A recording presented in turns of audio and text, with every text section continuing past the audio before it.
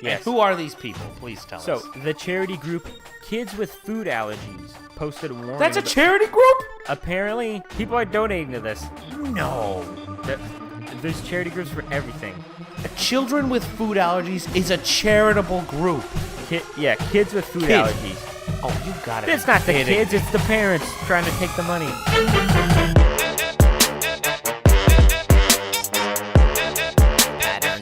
Yeah, motherfucker. We're gonna take it up a few notches right now. See if y'all can keep up. Wanna give a motherfucker What's up, everybody, and welcome to episode 9 of the ScruffCast. I'm John. And I'm Dan. Now, Dan, we're going to kick things off right away this week by answering a listener email.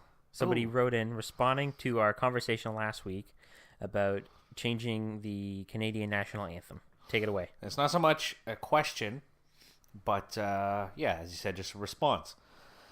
So here we go. Hi, Dan and John. And first off, I like that this person used Dan first. Because we always say Jon and Dan. Oh, Jon and Dan. But it should be Dan and John, alphabetically.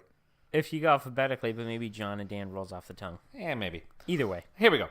Hi, Dan and John. First off, I just want to say how much I enjoy your podcast. Are you guys in the radio business? If not, you should be. We are not. Podcasting is like the new radio, right? Yeah, and we don't have to go to school for it. We can just do it in the basement. There you go. Okay. I wanted to write in and give my feedback on these gender equality issues that you guys touched on last week. I am a female. And I agreed with everything you guys said about this topic. I'm definitely not losing sleep over the fact that the Canadian national anthem refers to the sons of our country, or the fact that the men win more awards than women.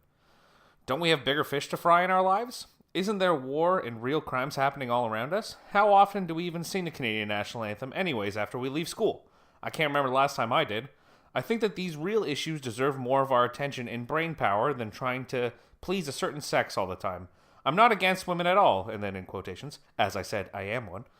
But I truly believe that the world would be a better place if we all focused our energy on things that really mattered in our everyday lives. Speaking as a female, we will never be completely satisfied with anything anyway, so what's the point? Also touching on what I spoke about last week. Yep. Anyway, thanks for taking the time to read this, and keep doing an awesome job with the show. Signed, your very loyal female listener from the north. Interesting to get a female's point of view on that. John? And they agreed with what we said. Surprisingly enough. I was pretty sure we were going to get emails. Some hate mails. After the last episode. But emails to scruffcast@gmail.com. We Boom. forgot to reference There we go. the address. But yeah, somebody actually listened to the podcast, wrote in, responded to what we said. And they agreed, so it was pretty easy for us to read it. Yeah, that was But awesome. If they had And told it's not like we screened these emails and only took the good one. There wasn't 15 bad ones and one good one. No, if you want to write in and tell us you disagree, go ahead. We tackle the tough topics on this podcast. We get into the nitty-gritty. You know what? I didn't think we'd have any females on our side after that. So it's kind of nice that we're not, too far off in left field. Yeah, we're not thinking are we going crazy over here? Yeah. Anyway, I have speaking of the national anthem, I have a question for you. Now, it's not gender-based this time, Whew. but it's more sports-related. Wiping the sweat off their brow now.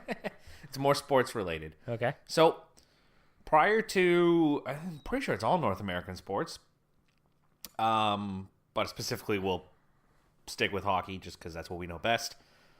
The national anthem is played before the game. So, if it's an American team playing, they'll play their national anthems. If it's Canadian teams, they'll play the Canadian ones. If both teams are playing against each other, they'll play both anthems. Correct. Do you think the national anthems should be played before a sports game? This is an interesting question because they're playing the national anthem of the city where the team is based, but not all the players are from that country. No. Right? No. So, you would almost think, no, why do we need it? But at the same time, it kind of like harkens back to, like, I don't know, this idea of tradition, right? Like they've been playing the national anthem before sports games for years and years. Yeah. Right? So I'm kind of torn on it because if you're a player, right? Like, let's say you're played over in Europe or you're from Sweden or something, you come over to North America, you play in the NHL. And now you got to like sing the players don't have to sing, but you got to listen to the U.S. national anthem before every game, or the Canadian or one. the Canadian. They one. don't care. They don't care. I don't know. Like for me, I'm so against it. I've had this discussion with my dad before too, and I think the only time the anthem should be played in sporting events is like national games. Like if it's Team Canada versus Team USA, if it's Team Russia versus Team Sweden, then national anthems of those countries should be played. That's fine. I just don't understand what the point is of having it before just like games and regular sports like the NHL, NFL, whatever it may be. Yeah, in the case of the international game, I completely agree because it makes sense because you're representing the country, right? Mm-hmm. And then every player on that team is from that country, right? And they're playing for the country, representing their homeland.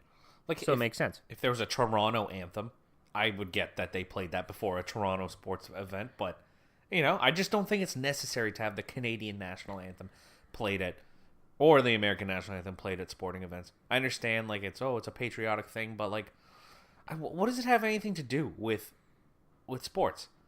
I just don't think Nothing. I don't think there's any need for it. I mean, I'm not complaining that it's not that big of a deal. It doesn't, you know what I mean? It doesn't hinder anything either way. But like, I just don't see the point in it. So you said you've had disagreements before. Your dad takes the other stance. Yeah. So he thinks we should sing them. Yeah, he loves it. Do you know why? Because he's old. Well, it harkens back to the tradition. And the tradition. Yeah, no, his explanation for it, I think, is like, it's patriotic, it pumps the players up. I think that's what he said. I don't know. Maybe he didn't, but like, and I get that. Maybe it pumps some players up, but I think these players have enough motivation to get up and play these games, right? If it's, like I said, though, if it's like an Olympic event, a national event or whatever, then I would understand. That I agree, and I would think... I'm playing for my country. Hear the anthem, get a little more pumped up. I could see it pumping the players up in that case. But at those events, they only play it for the winning team after the game. In the Olympics? Yeah. Well, during like international games, they don't play them before? No, I think everything's after. It's like the winning team gets the anthem played at the end of the game. And their flag is raised up to the rafters. Ah, I see. I know in the Olympics, they'll play it on the podium. Oh, okay, yeah, there you go. Right, for most Olympic events. Because I know if you watch like the World Cup of Hockey or the World Juniors and stuff like that, it's all after and only for the winning team. Yeah, so the national anthem's a privilege. If you losers don't get the anthem. Which I kind of like that even more, right? It's like, oh, you want to hear your anthem? You better win. Like I think that's I don't know. I'm just not a big fan of the anthem being played before sporting games. Like I said, it doesn't bother me that much. I wouldn't go ahead and like try to boycott the anthems, but I don't think there's a need for it. But like you said, it's tradition, and it's never going to change. So yeah, it's kind of a needless tradition, though. We could easily swap it out, but I can't see unless they raise a big stink, unless like all of a sudden the anthems become too non-gender neutral or racist or something. They're going to be there to stay for the time being. Yeah, we got into that last week. Let's not do it again. All right. So something that happened since last week's episode, over the past week, was Tesla. It's actually SpaceX. They're both CEO'd by the same guy, Elon Musk. SpaceX, his private space flight company, makes rockets and helps send supply to the International Space Station. They had a launch earlier this week, and they sent Elon Musk's own personal Tesla Roadster, which is an electric car made by Tesla, another company that he runs, into space. Mm-hmm. So first, they launched into space and then into the low Earth orbit, and then they actually are sending it all the way out past Mars to like towards the asteroid belt. Did you hear about this? I did. I'm a little confused. Not confused, but because I heard a few different things. First of all, I heard that it's like orbiting, like it's going around the sun. Well, the Earth is going around the sun. I get that, yes. But it's going out out of Earth's orbit towards Mars' orbit, and then past Mars's orbit, and then going just out towards the asteroid belt. So it'll be just going around the sun, correct? It won't actually be like trapped in the orbit of any of the planets. Right? So like similar to the asteroids in the asteroid belt. Just going around the sun, there's nothing else it's orbiting around. Right. Okay, I got another question for you. Yeah. How did they attach a car to a rocket ship? So that's what was interesting, right? So SpaceX hasn't really done any of these like larger payload flights. Yeah, this is their biggest one, isn't it? This is their biggest one. Like everything else has been like like low Earth orbit. Yeah, well, when it comes to the payloads on the rockets, right? The heavier the payload, the bigger the rocket you need, because you need more fuel to lift. Like each pound of the payload that you bring up equates to around like $10,000 worth. Oh, that's how expensive it is. Yeah. So the problem is, if you bring something really heavy, you need more fuel to lift it off the Earth, but that fuel itself has its own weight, so you need more fuel to carry that fuel. So it's called like the rocket fuel equation. So things expand out pretty quickly. Yeah. So with the payload, they just kind of put it at the top of the rocket, right? And these rockets launch off, and then they go in stages, right? So the biggest boosters are needed for the very beginning, so you can escape Earth's gravity. And then those will drop off, and then the next stage of rockets will kick in, and those will drop off. And then once you're actually in space, outside the atmosphere, even though you're still being affected by Earth's gravity, you need less force to actually move. So once you're already in space, you could go from here to Mars with less fuel than it would take you to get from Earth just to the Earth's orbit. Wow. So they put the car into Earth's orbit, and then now they've had another burn, is what they call it, when you actually are burning the fuel and like altering your trajectory and it's heading out towards the asteroid belt. So they have a couple different classes of rockets, and I believe this is like the Falcon Heavy, it's called. Yeah. And this is I'm not 100% sure, but I believe this is like its first big test, and they're actually sending his car into space. But they didn't just send the car; they actually put like a dummy, like filled in like a spacesuit, not like a full on spacesuit, because it didn't actually need to protect anybody. It's also playing a David Bowie song. Yeah, and they named the dummy Starman. Yeah. And he's just like sitting there in the car, and they actually had a camera attached to the car. They had like a live stream online. Yeah, it went on for like over 4 hours. Yeah, because eventually it's too far gone. Yeah, I think Elon Musk said the battery was like 12 hours. Yeah, so they said they knew it would be. So you could actually live stream, and you just see like this dummy sitting in this car, and the Earth kind of rotating in the background. It's kind of neat. And the big question is, what's the point? Really, right? There's no real reason to send this car. He just did it just to say he did it. Yeah, just did it just to say he did it. It's also kind of a PR move for his other company, right? They're like, what are they sending into space? Ooh, a Tesla. Oh, well, let's check that out, right? Yeah. And just for fun, if I ran my own rocket company, I want to send stuff up out there. Why not, right? But the crazy thing is, with like this space pollution, if you could call it that, this car is just out there in the vacuum of space. It's going to be there for millions, if not likely billions of years. Just floating around. Just floating around out there. Garbage. Yeah. It's crazy. Okay, so where did they attach this car to? Because I watched a little bit of the live stream, and it literally just seems like it's a car floating through the air. So like, did they attach it to like the end of the rocket? Just like the very top? Yeah, so normally what happens is the payload's at the very top of the rocket, and it's kind of like enclosed in like an aerodynamic cone type thing. Yeah. Because you want to be as aerodynamic as possible and cutting through the atmosphere. Okay, this was going to be my next question. When you're propelling off the Earth. Yeah. Right? Because then once you're actually in space, there's no like air resistance because there's no atmosphere around you. So as the stages break off and you get to the later stages, you're going to just have like little rockets left with just the car or the payload, but in this case was the car at the top. And then it sort of unfolds, right? Like imagine like in Stranger Things, like the Demogorgon's mouth, right? It's kind of this weird sort of like trap thing that opens up. So when it left Earth, it did have like that cone over top of it. Yeah. Okay. Otherwise, it'd be catching too much like air resistance, and then it'd be no bueno. I suppose I should have done some research on this before we start talking about it. If people want research, they're not coming to the ScruffCast.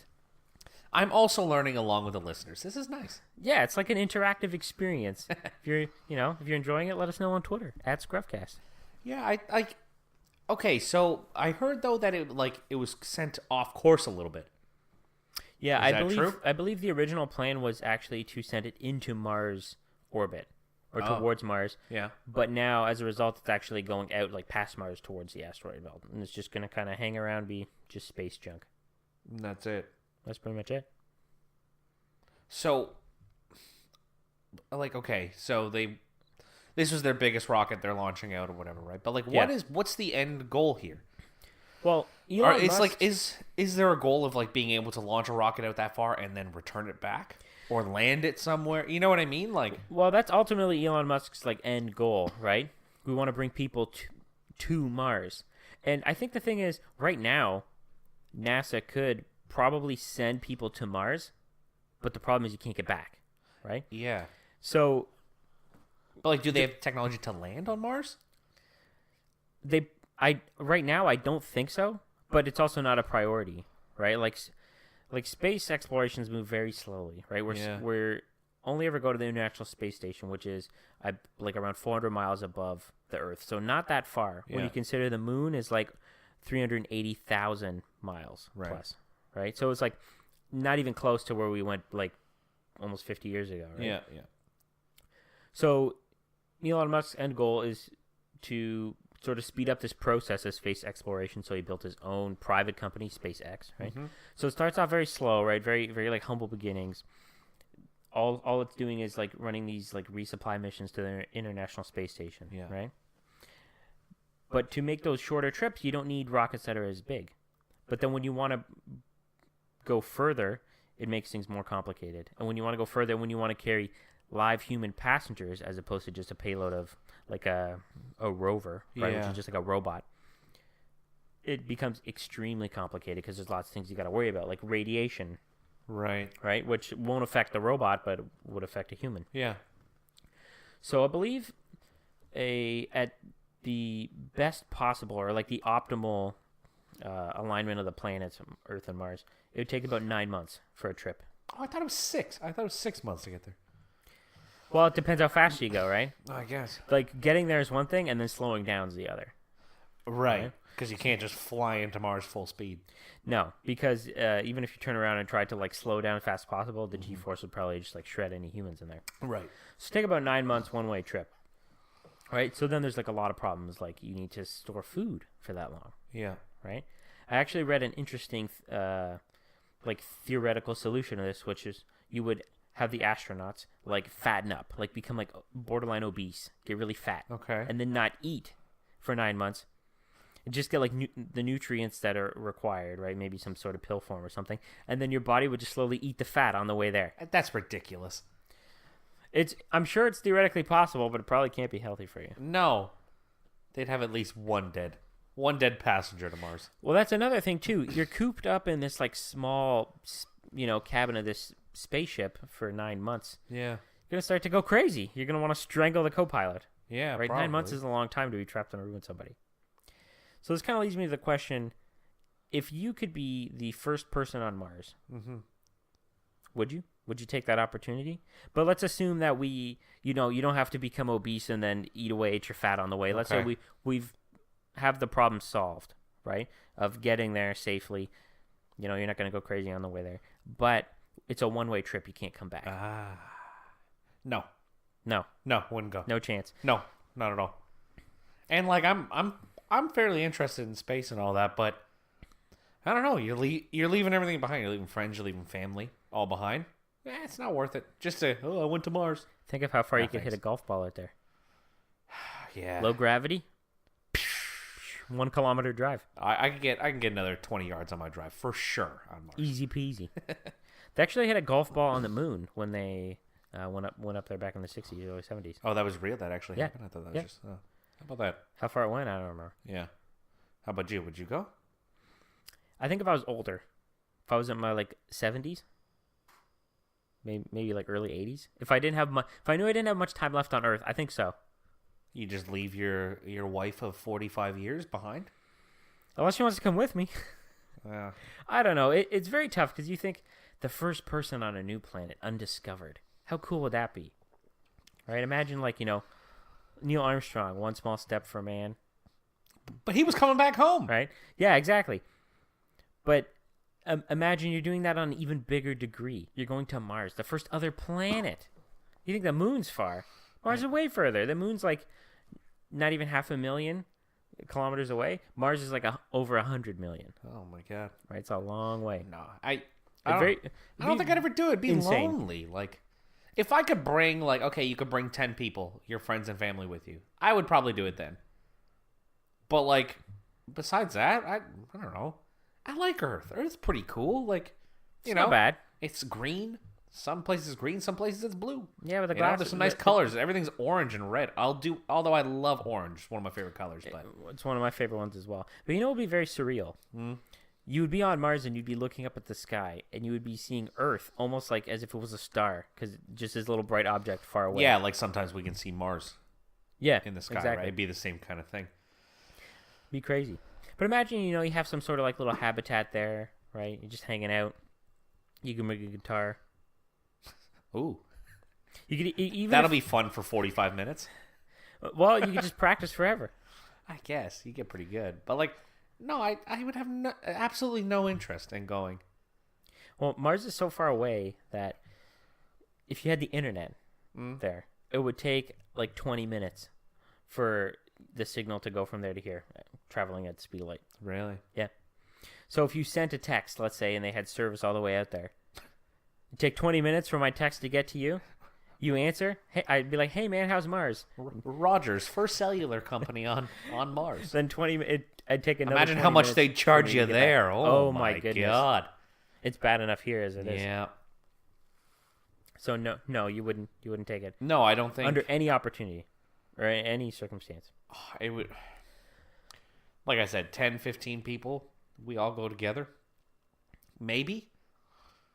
But I like the way things are here. Yeah, there's a lot to complain about, but there's lots of good stuff here too. That's true. But now what if it wasn't a one-way trip? You could come back. They've solved the problem. You can go there and come back. You get to be the first person on Mars. Absolutely. Yeah. It'd take about, like, let's say 2 years total. 9 months there. You're on the planet for like 6 months. 9 months back. Yeah. I'd have to run it by some people, like my fiance. But maybe she'd want to get rid of me for 2 years. I don't know. It may be beneficial to her. Maybe. They say absence makes the heart grow fonder. Send me away for 2 years. Give her a break. No, yeah. Like, for me, it's about the not being able to come back. It's about the not being able to come back. I don't like not having options or not being able to choose my own. You know what I mean? I want to do things my way. It's like, no, you can only do this. Oh, I don't like that. That's why it'd be no good for you to be in the cabin of the spaceship for 9 months with one other person. You'd be like, I'm on control. Yeah, I know. It's bad enough, like, flying somewhere. Yeah, I don't like that. Like, it'd be like a 9 month long flight. I think I'm a bit of a control freak. But I think so. Yeah. I don't know. All right, maybe we're all spaced out. Hold on, I got this. It's somewhat related to space. We got more space. It's a movie I watched the other day. It's on Netflix, and it's called The Cloverfield Paradox. Oh, this is the one they like shadow dropped right after the Super Bowl. They did. And I'll touch on that on a little bit too. I was doing some reading up about it. So watch this movie, Cloverfield Paradox. For anyone who hasn't seen the original Cloverfield, from what I can remember, I saw it was a long time ago. It came out. It's pretty much a monster movie. It's like on the shaky cam, like Blair Witch Project type thing. These monsters invading the city, blah blah blah, whatever. So it was that movie. And then what was it? Maybe a year, 2 years ago, there was 10 Cloverfield Lane that came out, which was not necessarily a sequel, but it was like connected in this Cloverfield universe. So that movie was pretty much about this guy who almost like takes these two people hostage in his house, and he's convincing them that he's saving them from all the terrible things. The outside world is now toxic, blah blah, this and that. So the girl, anyway, she escapes. She realizes that it's not toxic out there, but again, it's like attached to like the original Cloverfield, where there's like monsters and stuff like that, and there's like these humans fighting these massive monsters. So those are the other two movies. The Cloverfield Paradox, which just came out, I think it was right after the Super Bowl, right? Yeah, they had dropped it. Commercials during the Super Bowl that said, "Come right after the Super Bowl." Yeah. Before we delve too far into it, I'm assuming we're going to spoiler territory here. Yeah. All right, so yeah, probably. I'm not gonna get too far into it. All right, because just giving them a long story short, the movie was junk. But what? So this movie, I believe it was supposed to be a prequel to the original Cloverfield. So the whole movie is set in space. So they're on oh Jesus, what space station? Spaceship? I don't know. I didn't watch the movie. I know. I'm learning along with Jesus the listeners Christ. this time. Me too. What was it? Okay. Oh, you see, like this how little I remember from the movie. Okay, so they have what's that massive the particle accelerator? Oh, okay. So Earth is running out of energy, and so they created this particle accelerator, but it's too big. It's too powerful to be on Earth, so they brought it out into space. So they've been testing this thing up there, and they can't get it to run properly. But if they can get it to run properly, it'll solve all like the Earth's problems, and they can send all the energy down there, and everything will be good.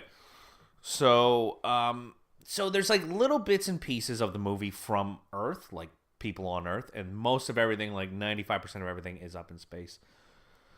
So the only real connection to Earth is one of the women that's on the space station with the particle accelerator. Her husband, I believe it is back on Earth. He's still there, whatever. So it kind of cuts back every once in a while to what's going on there.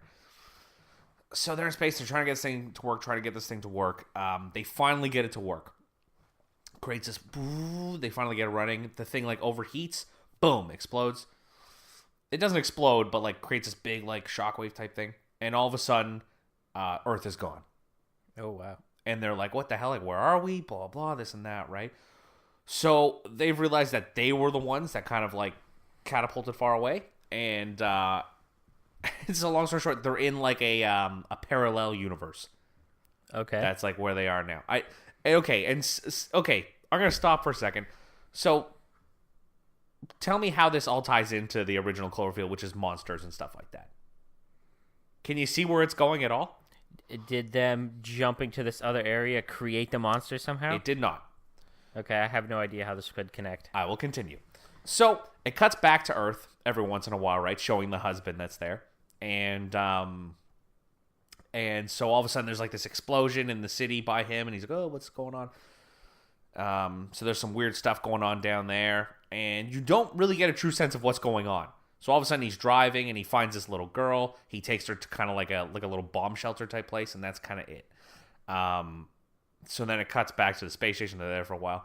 Long story short, they're able to find the Earth again, get the particle accelerator running one more time, and blast back to Earth. So everybody's all excited. "Oh, yay, we finally made it back." And everybody ends up dying at some point or another. It's kind of stupid, but there's two people left, which is the girl, the wife of this husband that's on Earth, and another scientist.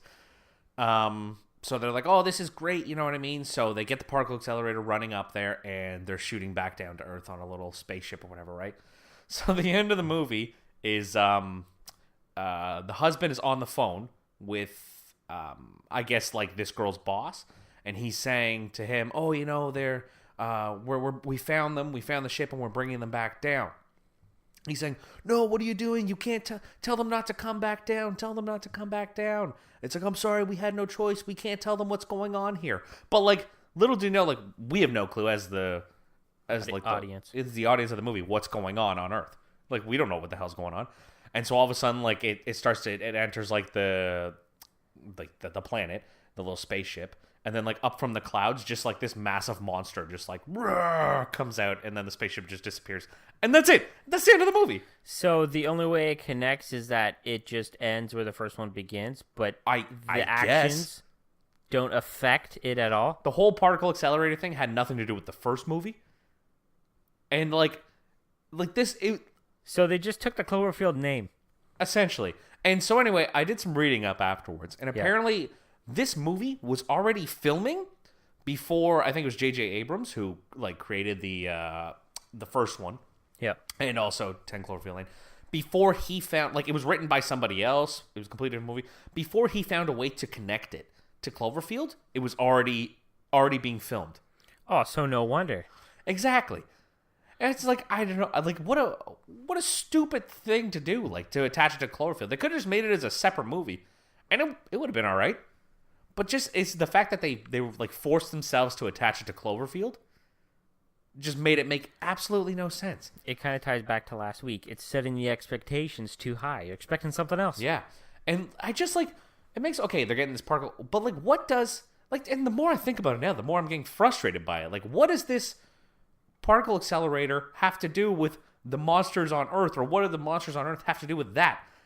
You know what I mean? Like where do these monsters come from in this movie? It makes no sense. Like I think the answer is they don't connect at all. And I was also There's reading, too, that originally when the movie was all done and everything edited, and there was actually no scenes from Earth. Everything was in the space station. And apparently, like, the test audience and stuff like that were like, hey, well, what the hell's going on Earth? You know what I mean? Like, they were confused. Like, well, what's going on Earth? I don't get it. I don't get it. You know what I mean? I So they're can like, see that. I guess we should add some Earth scenes in as well, right? Which, like, helped a bit, I guess, but it still didn't really. Whenever you start to like make something piecemeal like this, and a little bit of this, a little bit of that, and piece it together, it never results in anything good. Which is too bad because, like, the original Cloverfield and 10 Cloverfield Lane got really good reviews. From the sounds of it, you could barely consider this even a Cloverfield movie. No, but they threw the Cloverfield name on it, and there you go. There you go. Sounds like a stinker. Yeah, don't bother watching it. It's not worth it, even though it's on Netflix and it's like free technically. All it is, it just takes your time. Just don't bother. All right. No Well, good. speaking of movies that people are saying don't watch, I found out what people are complaining about this week, Dan. Oh, Let me just read you the headline. oh boy. Peter Rabbit filmmakers in studio apologize for insensitively depicting characters' allergy. So, the people out there, they're frazzled. They don't know what to do because apparently in the new Peter Rabbit movie, a movie about a CGI rabbit and his buddies, And this movie's for children. for children, they were insensitive and didn't treat the serious issue of food allergies serious enough. So let me give you a little bit of backstory here. Okay. Peter Rabbit filmmakers in the studio behind it are apologizing for insensitively depicting a character's allergy in the film that has prompted backlash online. Sony Pictures said Sunday in a joint statement with the filmmakers that, and this is in quotes, food allergies are a serious issue, and the film should not have made light of a character being allergic to blackberries, even in a cartoonish, slapstick way.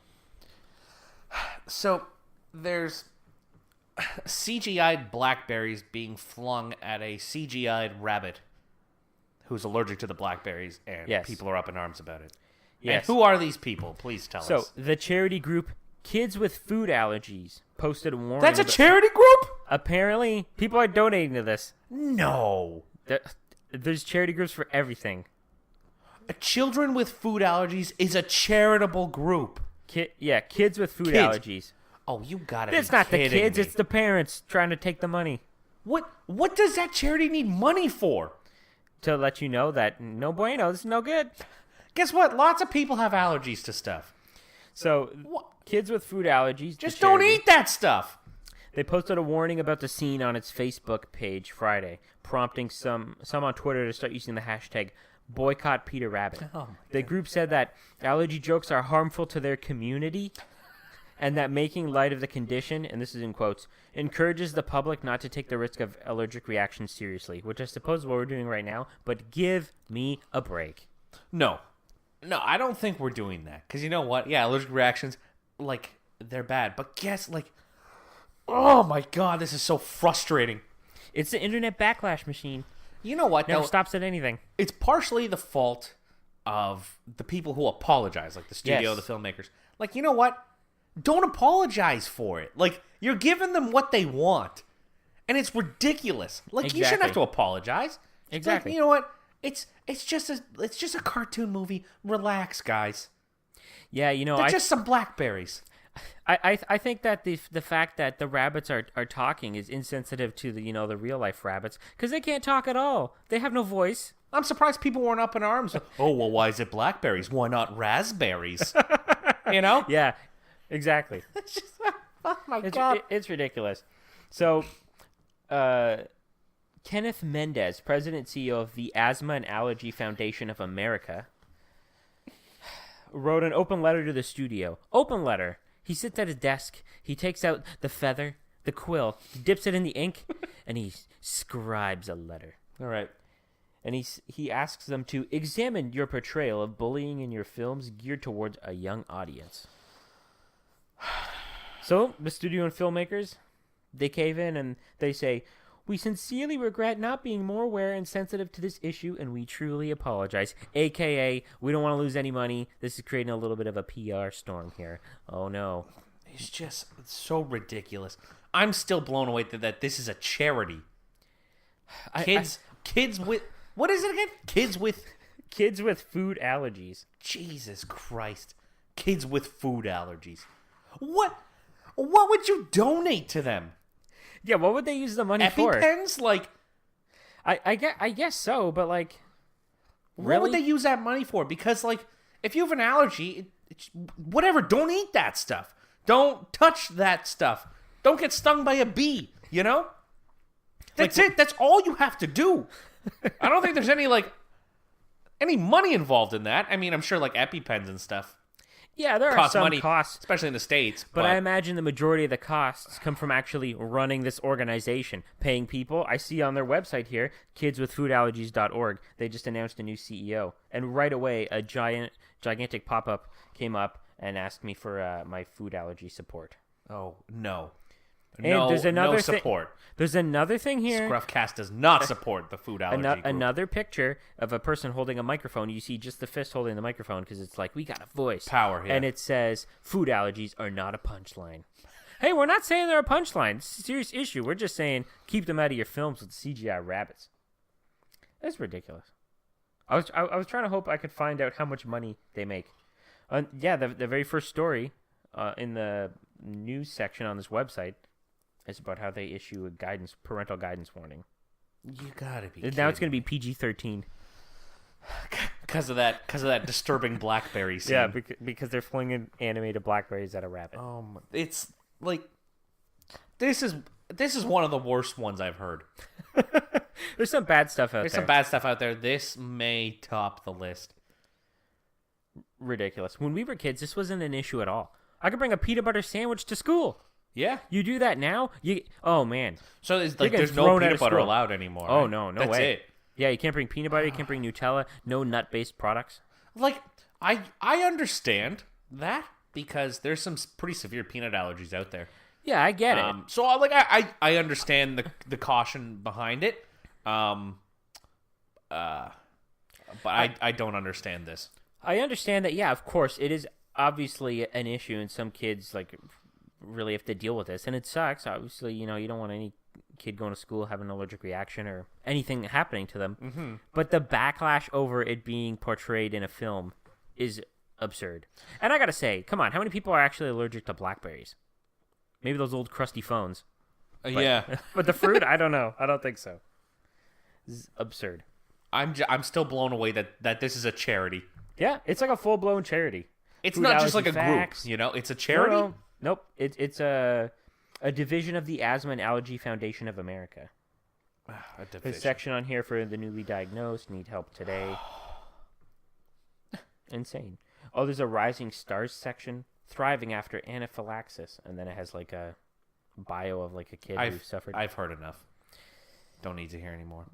Absurd. What is? Oh, I'm allergic to blackberries.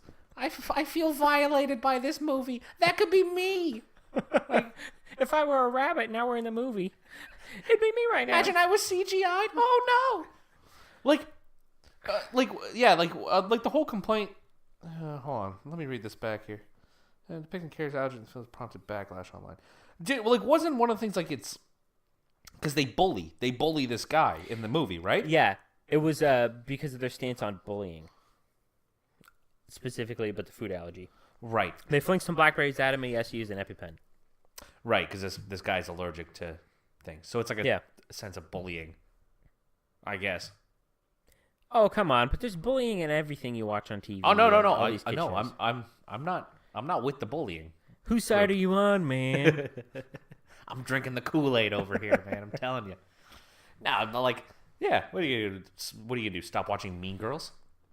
There's some mean girls in that movie. You shouldn't be watching it. It's bullying. Yeah, the movie's called Mean Girls, of course. Stop all DVD purchases of Mean Girls. Boycott. DVD sales. Absurd. Oh, my God. Well, in case you haven't had enough, I have another example of somebody complaining about a new thing online. I'm stressed out here, man. I don't know if I can handle anymore. Well, just sit back. I'll take the reins on this one. Okay, let's hear it. So I found a user on Twitter. Not like a particular user, like I hunted this guy's account down, but I saw this tweet come up, and I've seen a lot of stuff about the subject recently, and it has to do with anti-homeless architecture. If you even ever heard of this before, and let me read the tweet to you, word for word. Well, you want to explain what anti-homeless architecture is? Sure. So anti-homelessness. Anti-homeless architecture is like things people are putting like in public spaces and like outside of business buildings and stuff like that to prevent homeless people from like setting up camp outside, right? Sleeping outside the front doors of a business, laying on benches at the park and stuff like that. And this tweet is a bunch of pictures of examples. I will take these pictures and I'll tweet them out. Maybe I'll tweet out that Peter Rabbit article as well in case you want to subject yourself to this but mental gymnastics these people are trying to pull. You can definitely post these pictures. So I'll post these on Twitter. So like an example is like... Our Twitter account is @ScruffCast, in case you want to give us a follow there. So example of like the anti-homeless architecture is like a normal bench, like a park bench, but it's got like armrests, like steel armrests that come up. Yeah, so it's sort of dividing into individual seats. Yeah, like three different seats. So technically nobody can lay across it. That's kind of the whole thing. And apparently this is part of the anti-homeless architecture. Continue, John. But there's a lot more examples of it where it's a little more harsh, if you would. Like one of the examples I see in this tweet here, and I'll post these all on Twitter for you guys to see, is like literal spikes outside of a building. Yeah, like on a front little concrete ledge. So let me read you this tweet, word for word. Okay, and this is like a person with a notable Twitter account. It's not like some major celebrity, but they've got, into the double-digit thousands of followers. It's like a verified account. He's got the blue check mark. And I hope one day the ScruffCast will get their own blue check mark. If this guy could get it. Yeah, if this guy can get it, we can get it. So the tweet, word for word. Anti-homeless architecture is just about one of the most depraved, hateful, unsympathetic things our species has ever created, and truly makes me sick every time I see examples of it. And then he proceeds to post all the examples that he was searching up to make himself angry. Yeah, so he was the one who originally posted these 4 pictures that we found. And this leads me to a couple different points. So the first one is, the most depraved, hateful, unsympathetic thing our species ever created? I don't know about that one. I think there's a lot of worse things out there. Like people making movies with CGI'd rabbits bullying people about allergies. I think that's way worse. But that's neither here nor there. Mm-hmm. So that's just a ludicrous statement by this guy. It's absurd. Okay. Give me a break. Like the atom bomb dropped on Hiroshima. That's probably much worse. There you go. Something that killed millions of people. A lot more damage. Yeah. Anyway, besides the point. And I could just see the guy crafting out the tweet being like, gonna get tons of replies, people agreeing with me. Yep. How many? He got 91,000 likes. Damn, if this guy can get 91,000 likes, how many can ScruffCast get, Dan? I don't even want to imagine. So yeah, the first point is like, obviously this guy's way over the top. Like, give me a break. And then many of the replies actually go to call him out and say like, yeah, it's right up there with biological weapons, nuclear missiles. Like, get a grip. And then the guy's all condescending. He's like, yeah, you're absolutely right. I guess this is totally fine. But he also put fine and dandy. Fine and dandy. Which deserves a punch. So I've actually, I started doing some research about this anti-homeless architecture after I first came across the tweet, because I'd never heard of it. I've seen the benches, but I had just assumed, oh, that's just like an armrest for the bench. Yeah. Maybe that's also what I assumed. That's how they just disguise it and put it in plain view and they normalize it. Oh, definitely, yeah. Maybe. But I've definitely never seen like these spikes outside of a building. Like literal spikes. Yeah. So I was doing research and I found a couple stories of different people like actually bringing a bunch of cushions and putting them over these spikes. Right. Right, to actually make it safe for like homeless people to sit down and stuff on. Yeah. And it's like, why don't you take those pillows and like donate them to a homeless shelter? Or why don't you take your time and actually like go to a homeless shelter and help these people instead of tossing pillows over these spikes? Yeah. How do you feel? How do you feel about this stuff? Well, it is a little shady and like immoral to like put spikes around the city to say like, hey, you got no home, but you can't sit here. It's a little crazy. Yeah. But the other thing is, if you run a business, shouldn't you have the right to put whatever you want to put on there? I think so. Within reason, of course. And another thing is, these spikes look sharp. Like, what if somebody's walking their dog or like, walking, holding their little kid's hand and they slip and fall on these spikes or something? Is somebody going to get hurt? Yeah. It's absurd. Yeah, I don't know. That's a lawsuit waiting to happen. Yeah, there you go. Especially, you think people are sensitive to complaining nowadays. Oh, man. One person skins their shoelace on the spike. They got tetanus now. I don't know. I get it. I'm kind of on board with it. If I ran a business and there was always some homeless people hanging out, outside or sleeping on a bench by my business, that would bother me. You know what I mean? Exactly. It would affect your sales. Yeah. And it, like, as bad as it is too, it's like there's some homeless people who are trying their best. You know what I mean? Of course. They're there for a bit and they try their best and they work their way out of it. Yes. Hashtag not all homeless. Yeah, and there's some who don't care. No. And they're there. You know what I mean? Like, I don't know. It's the whole homeless thing's a tricky thing. Like, you can't help people who don't want to be helped, right? But it's sad because there is some who do need the help and want the help. Yes. And take advantage of the help, but there's others who don't. Yeah, there's actually been stories of people just here in Ontario where they were going out begging for money every day, but they were actually living these nice, cushy lives. Yeah. There was this one lady, I think it was in Hamilton, Ontario. The shaky lady. The shaky lady, yes. Yeah. She's famous because of how scummy she was. She was pulling in $150,000 a year. Yeah, she would go out to the street corners and shake as if she had Parkinson's or something like that. She drove a Mercedes into the city every day. Absurd. Yeah, and then lived in a condo in Hamilton. Crazy. So, it's sketchy. You don't know who to trust. Yeah, I was actually... Which isn't really the point of this topic, but... No. But when I was doing some of the research, I also found cases where the business was saying, people who were, complaining, oh, boycott this business, or, oh, blah, blah, blah, and, protesting and stuff like this. Yep. The business was actually saying, "Oh, this is done by the city. We actually don't even have any say over this." Really? First off, which that would also make me mad too, because I'm assuming you're renting the space or you own the land and the space or whatever, and the business the city's just coming and putting spikes on the outside of your building. Yeah, that's kind of weird. That's weird, right? But I also feel like if you're running a business, should you have the right to do this? I think so. Yeah, not necessarily the spikes. I don't see why not. The spikes was the most extreme example, but there was also one where it was the little ramp in front of the stairs in front of the doorway was kind of ramped, right? It was on a sloped on an angle, so that a homeless person couldn't lay there to fall asleep.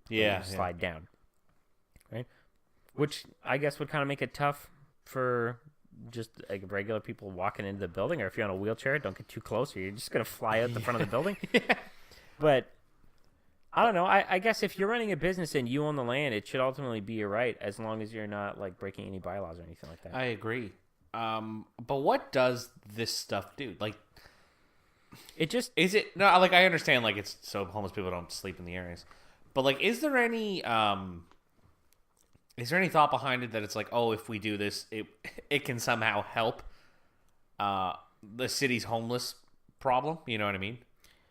I don't think so. Unless you just they'll just find somewhere else to sleep. I don't think it's that big a deal. Yeah, unless you just make them go, oh, there's nowhere to sit in this city. I'm gonna walk to the next city. I don't really see this solving any problem. Yeah, I know. I saw a video not that long ago. I didn't really pay too much attention to it, but it was a homeless guy in Paris who filmed kind of his day sort of thing. It was edited together. Which how he got himself a phone and posted this stuff on Facebook is questionable considering he's homeless, but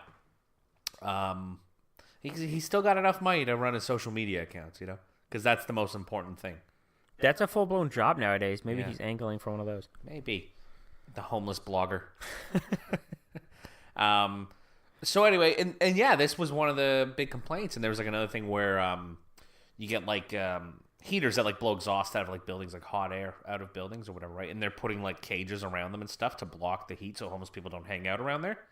Oh, okay. It's another thing. So the whole video was just this guy kind of showing, and people were, oh my god, this stuff's unfair, this and that, right? So it was the same kind of thing it was dealing with, but I just thought it was kind of interesting. The measures they were taking to make sure homeless people weren't sleeping in places they didn't want them to. Like most things with people complaining about stuff, I feel like if you took the effort you were exerting into complaining and drafting these tweets condemning stuff. Yeah. If you actually went to a homeless shelter and donated your time or donated your money if you didn't have time, you'd be doing more good, and you'd be putting more good out into the world than was previously there. Right? Yeah. By just being negative about all this crap all the time, you just put more bad out there. You're not helping anything. These homeless people are still dealing with this crap, and you're not helping at all. Because you know why? Maybe you're raising awareness, but I doubt. Because this is easier. You hit the nail right on the head. This is much easier. This is a lot easier to just throw that issue out there, and you can just wash your hands of it. You know, like, oh, there you go. I said my thing, how wrong that was. It should be stopped. I feel better about myself now. See? But there's a strong difference between that and what we do. On the ScruffCast, we bring up the important issues for the people smarter than us to fix. We're using our platform, man, to help push these issues out there. Yeah, we don't actually care if any of this gets solved, everything we talk about. We're just bringing we're just sending it out there. We're bringing the awareness. We're saying, hey, we don't know how to solve this, but maybe it should be solved. But we're not being all nasty and vindictive about it, are we? No. But most of the time, not. No. Sometimes it's a little spicy. Well, I think this episode's ran its course. I think so. I got a funny little story to end off on. Okay, a little treat for the listeners. It's like very little. This long. So I went to get a haircut last week, and so I go to the same barber. I don't know. I've been going there for a couple months. It's this older Italian guy, George. So usually I go in the morning, but it's pretty busy. So I decided, okay, I'm gonna go in the afternoon, see if that helps out a little bit. So I guess in the afternoon they have another person working there, which is an older woman. She was some type of European. I don't know what she was, but I'm sitting there. She starts cutting my hair, and so they got City Pulse TV going on the top screen, and they were showing some stuff from Trump, and she just goes on a Trump rant, but like how much she loves him. Ooh. Oh, this Trump, he's so good. I think he says it how it is. I like that. We need more of that. He's going to do good things. And I'm just sitting there like, oh boy, just get me out of here. And I'm not going to be like, no, you're wrong. You're wrong. She could cut my ear off if she wanted to, She's got the clippers to your head, boy. Yeah, it's like she wasn't even paying attention to my hair either, which bothered me. My boy George, he pays close attention. That's like a 45-minute haircut. I was in and out of there in 15 with her. I was not happy with it. It was too quick. Yeah, but no, that's it. She was just this Trump-loving old lady, and it was just funny. And like, what are you gonna tell her? No, lady, you're wrong. He's nuts. You're just no, sitting there he's going, not. All okay. right, whatever. Who cares? It is what it is. It is what it is. But that's the end of this episode. John, you have anything to add? Yeah, so, I don't know. We kind of delved into more complaints on the internet this week, but maybe that's what the ScruffCast does. If the people out there like it, you know where to find us. You can email us. Where can they email us, Dan? At ScruffCast@gmail.com. Not the ad at the beginning, though. No, just that was just Dan talking. I'm just saying, you can email us at ScruffCast@gmail.com. And you can follow us on Twitter at ScruffCast. And if you're listening to the podcast on iTunes or Apple Podcasts on your phone, we would appreciate if you could go give us a review to help more people discover the psycho-spiritual journey that is the ScruffCast. Give us some 5 stars. And if you're listening on YouTube, because we post it up there every week, we don't have some fancy like youtube.com/ScruffCast because you need enough subscribers. That's how you can help us, by going and subscribing or giving us a thumbs up on the video if you like it. If you don't like it, don't give us a thumbs down. Just give us a comment and say, I don't like it because of this. Maybe we'll get around to it. Maybe we won't. All right. That's it. Thanks for listening, everybody. We'll catch you next week.